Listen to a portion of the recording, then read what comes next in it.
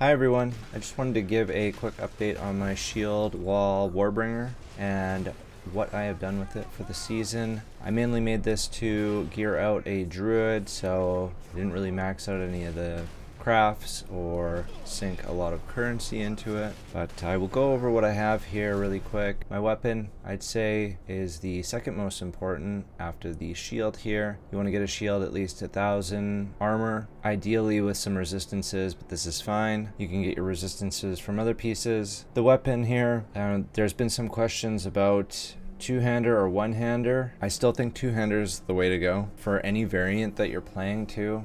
I've seen Titans with one-handers. I'm not really sure why you'd go a one-hander. I've tested out the attack speed. I didn't notice any difference. Maybe there's something I'm missing. You could let me know in the comment section, but this is just a big stat stick, and you get more stats out of a two-hander.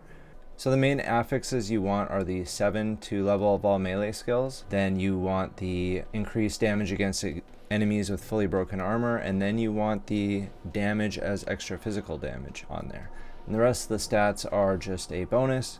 Accuracy can be helpful for faraway range. I would go for reduced attributes, so you don't need to sink as many strength points into your character to be able to use this. So you're trying to find a low strength weapon and then get reduced attribute requirements on it. As far as the weapon base itself, you can just pick up whatever. A lot of the times we won't have very many crits on this build. It's just a pure sort of damage build. You can build crit. It's very min-maxy if you want to do that. I would go for the crushes enemies on hit or the war cries exert an additional attack, but it's not that big of a deal. Then you want to just make sure you have enough armor and resistances. So you go to your chest piece for the most armor. Then your other pieces, obviously you want to get as much as you can. You can see what I have here. Isn't the best gear, but it gets the job done. I went with the unique belt, Rithlotha's Coil. This is one that you can mess around with if you need more defenses. You could get the Darkness Enthroned and get some extra life on a belt, or just get any regular belt with armor, life, and resistances to help yourself cap.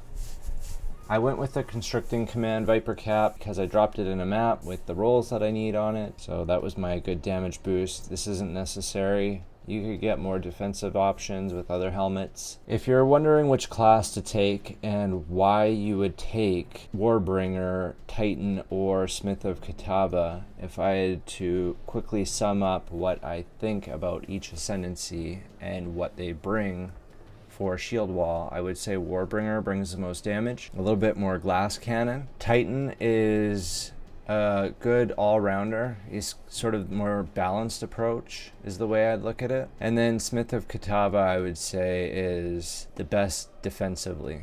Now you can make the Warbringer really defensive. You can do the same thing.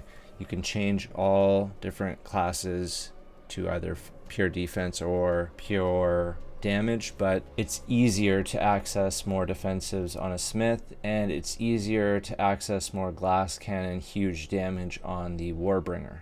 So that's how I'd sum it up. So for the shield wall skill itself, I've got the on Citadel Kaom's Madness on there for the map clear, and I've actually been using this for a lot of boss clearing because they buffed it. There used to be negative lines on Citadel that would remove a bunch of the damage, and Kaom's Madness, from what it was before, got a 20% damage buff on it. See, it says 20% less damage on it, but it used to say 40% less damage on it, so it got a 20% damage boost. So this is viable to just stay range and hit bosses with, so it helps being more of a hardcore viable option when you're playing the game, especially since it can block projectiles and block monsters from swarming you. I went with rapid attacks, heft, and rage forge. As far as the rest of the skills go, people like to use different travel skills. There's leap slam, you can do shield charge. For fortifying cry, I've got physical mastery, raging cry, brutality, and heavy swing on it. The rest of the skill gems are up to you and what you prefer. One thing that is a non-negotiable though is the scavenged plating. This is,